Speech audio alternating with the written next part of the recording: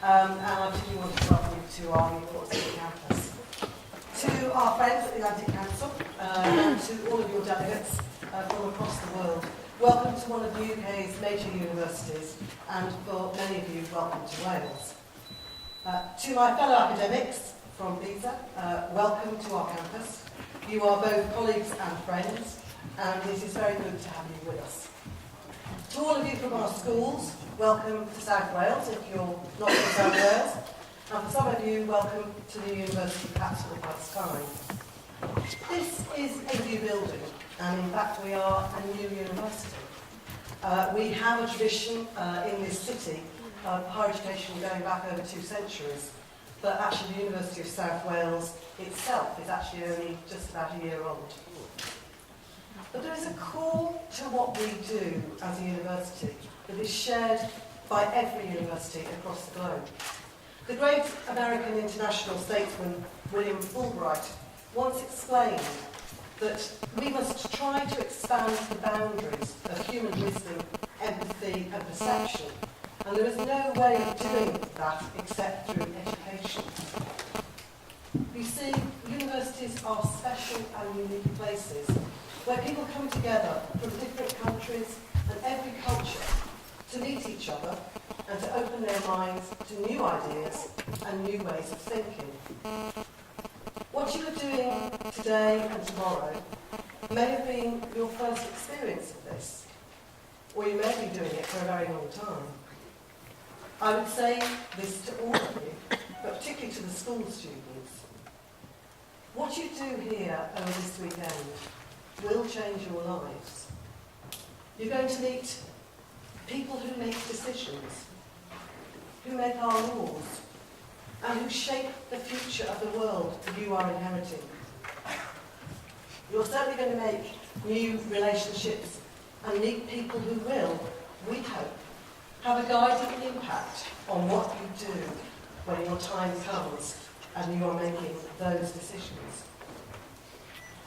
In closing my welcome, I would add another word from Senator Fulbright, who believed that educational exchange is not merely one of those nice but marginal activities in which we engage in international affairs, but rather from the standpoint of the future from the standpoint of future world peace and order, probably the most important and potentially rewarding of our foreign policy activities. I hope you find this event as important as we think it is, and we hope profoundly that you find it rewarding. Thank you for listening.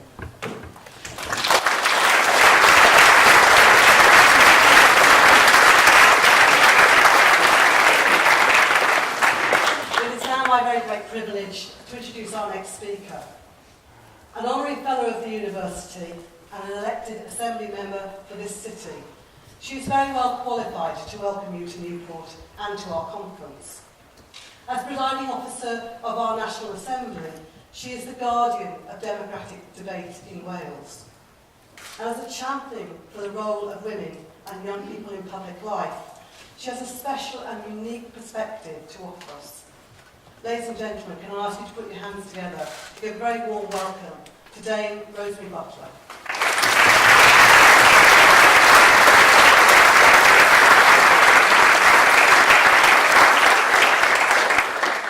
Well, Bora and very sure you guys knew it. Good morning, everyone, and welcome to Newport.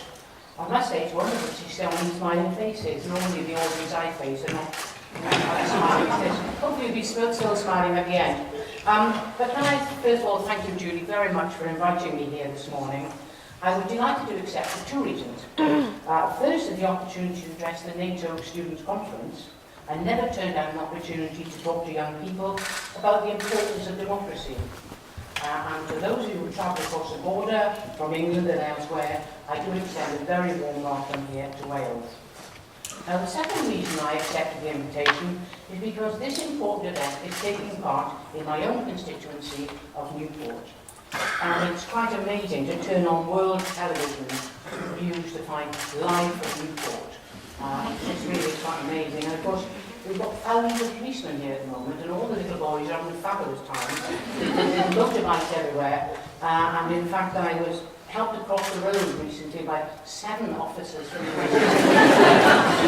police force, which is quite something. And a friend of mine who lives on the riverbank in Killeen, he has a bank which he has to tend quite often, and the best way to weed is just to lie on the bank and pull the weeds out. So Max is lying on the bank and pulling the weeds out, and when he looked up, there were about 20 police officers on his lawn.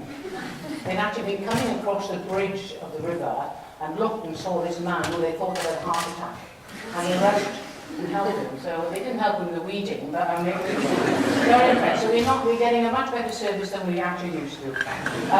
But before I talk about my role as presiding officer and an initiative that I have introduced to engage young people in the work of the Assembly, I thought I should tell you a little more about Newport and its contribution to democracy. Have you heard of the Chartists? Yeah, now the people from Newport should say yes, please. Yeah? Well, anyway, if you haven't, Chartism was a movement of people from across the United Kingdom which sort of came to a head in the 1830s. And its purpose was to introduce a more equal and democratic political system. Now, until that point, members of Parliament and those who voted for them were drawn from the middle and upper classes, so there was no sense of the Parliament being representative of all its citizens. Most ordinary people could not vote, something we take for granted these days. Now, the Chartists petitioned Parliament for a change in democratic system. Well, there wasn't a democratic system, but in the system, with a 6-point charter. And the charter was a vote for all men over 21, vote by secret ballot, electoral districts of the same size, which would give the value of votes across the country the same weighting, payment for members of Parliament so that working men could stand for election, abolition of a property qualification, which meant if you didn't own a house, you couldn't stand, and again, that would allow working people to stand, and annual elections.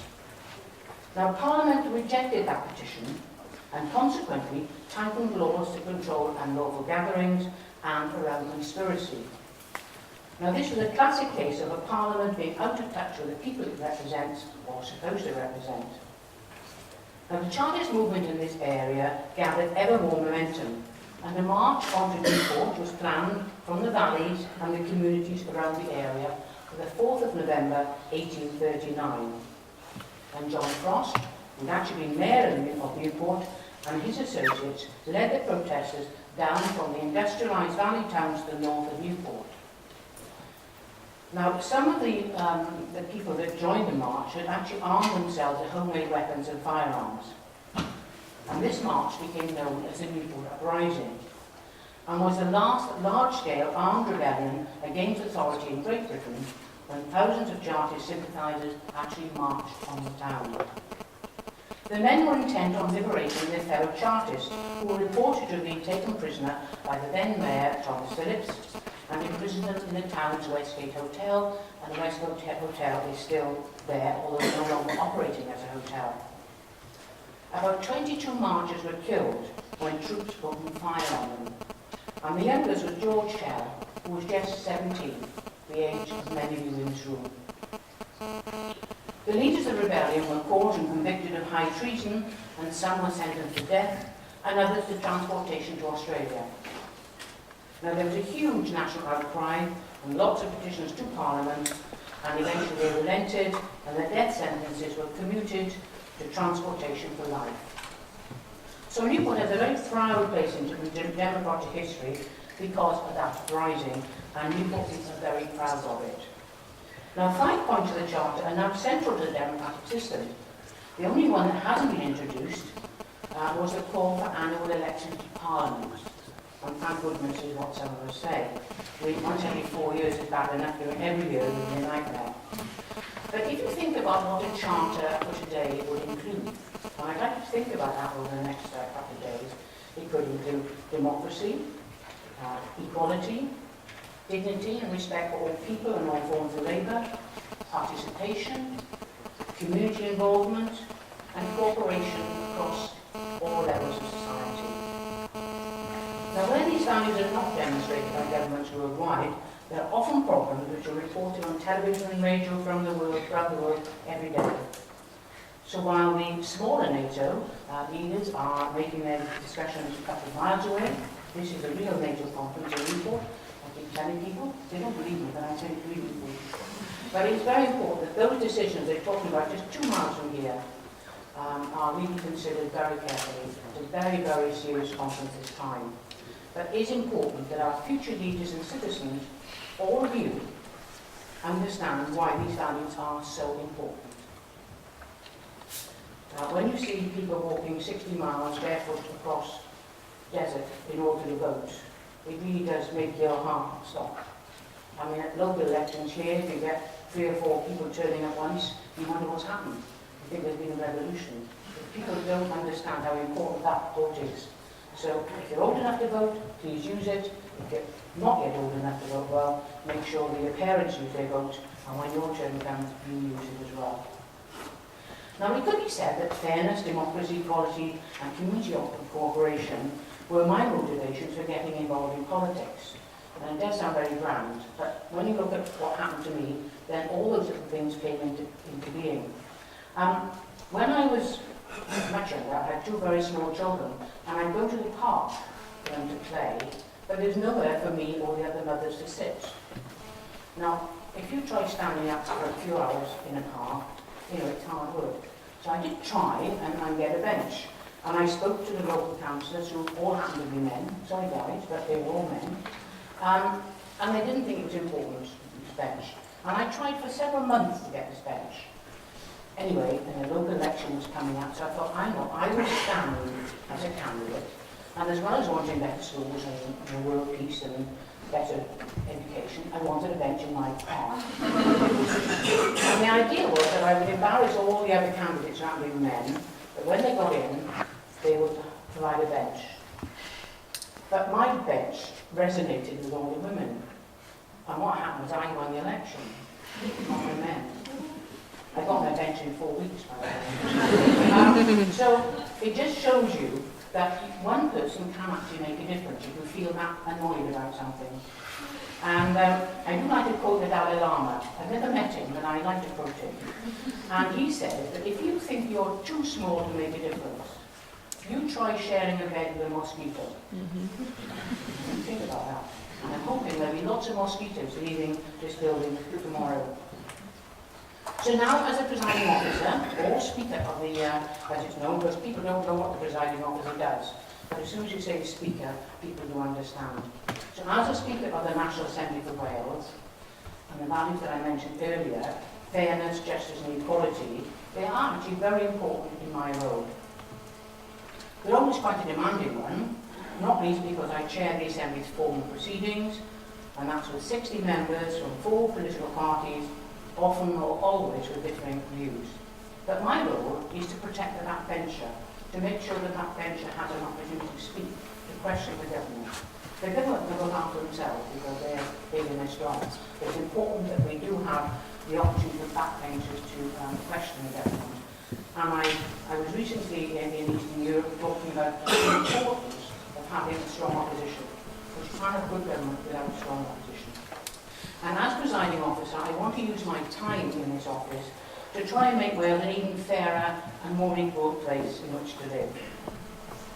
Now, women represent more than 50% of the population here in Wales and in the rest of the United Kingdom. And yet, we are not equally representative in decision-making positions.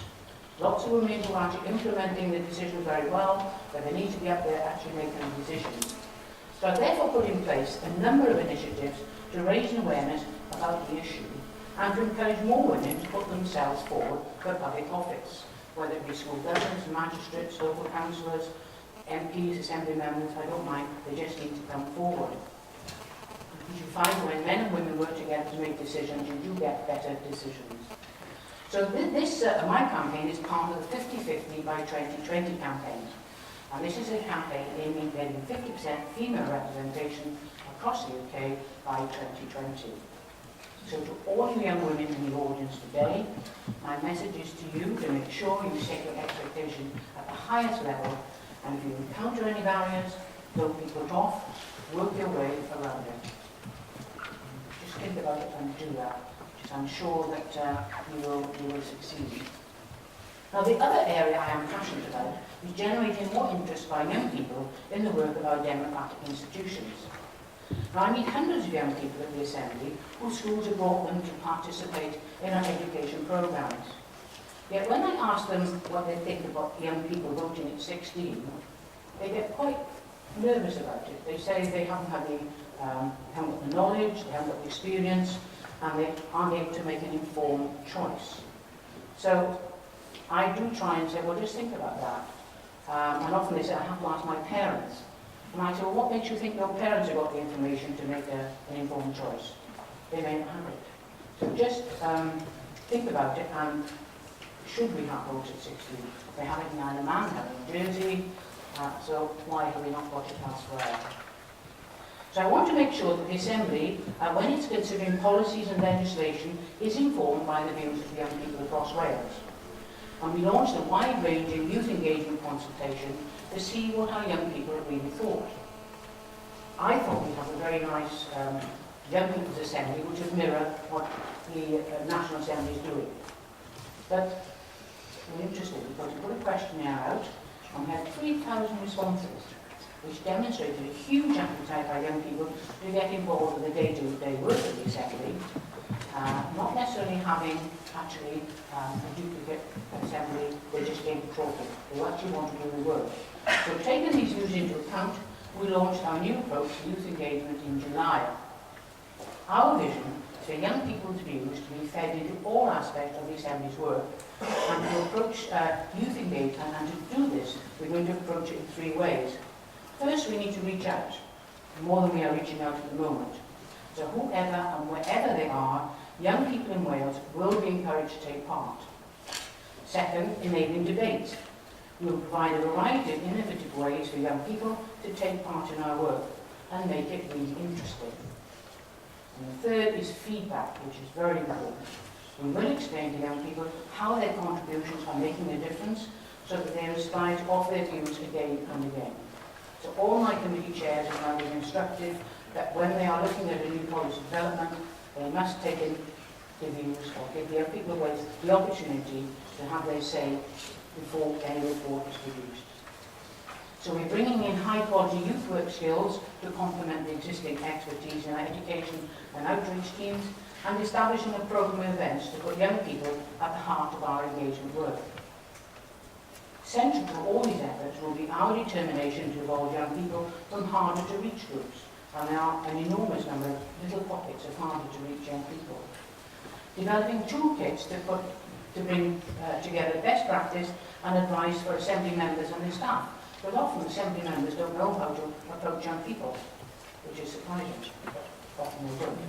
So making the most of our online presence by using youth website as a hub for information and discussion, and finding new ways to communicate through our social media channels.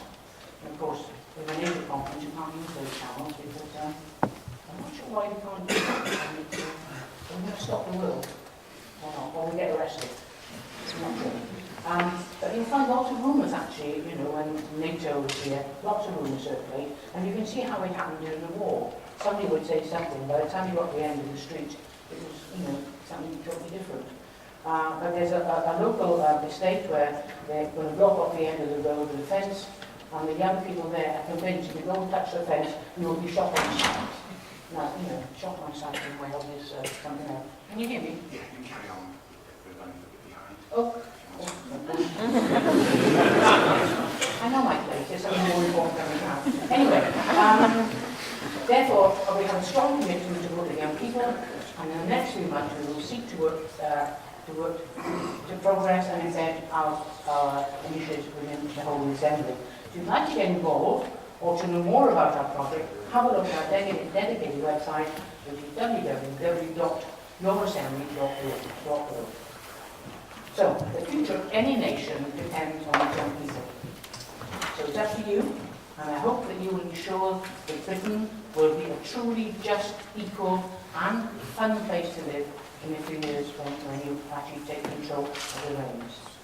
It's been a pleasure talking to you today. I haven't done any jokes because I've run out of time. I hope you enjoy the rest of the NATO student conference, and I do wish you well for the future.